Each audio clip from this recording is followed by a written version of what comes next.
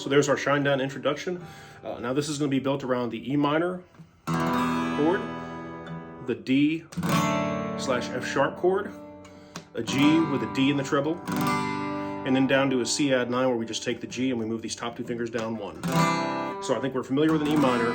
A D with an F sharp is actually going to be your third finger on the D, third fret of the B string, second finger on the A, second fret of the G string, and first finger on the second fret of the low E, which is an F sharp.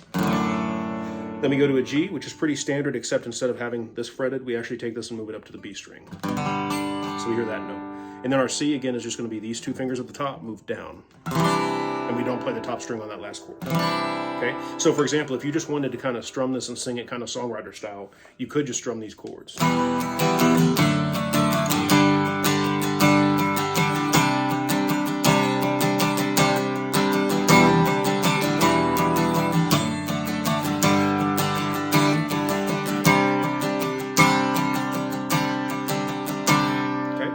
But now we'll get into a little more detail.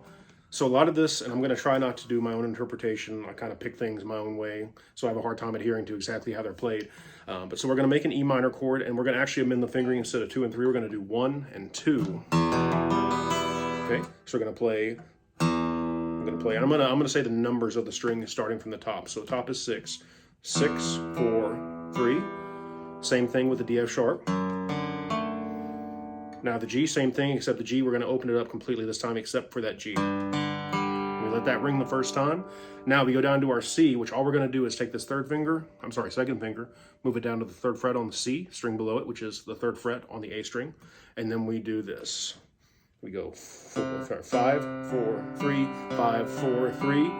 And then we put our third finger on the fourth fret of the D string. So we get a little bit of dissonance. And as we're coming down there, we end up with our first finger fretting the D, third fret on the B string of the first finger. So a little bit of a stretch. Okay, so again we have.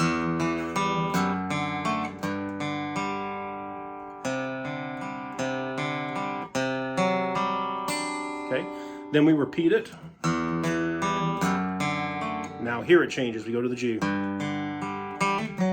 So what's happening there, we play just like we did the first time, that G on the low E string. So 6, 4, 3. And then we're going to do this little hammer-on thing starting on the G string, open.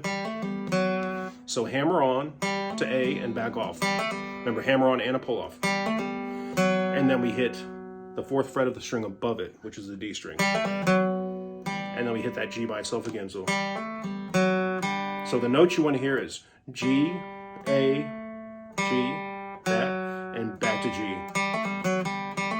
And then just practice that. So you should only be picking 3 notes to get 5.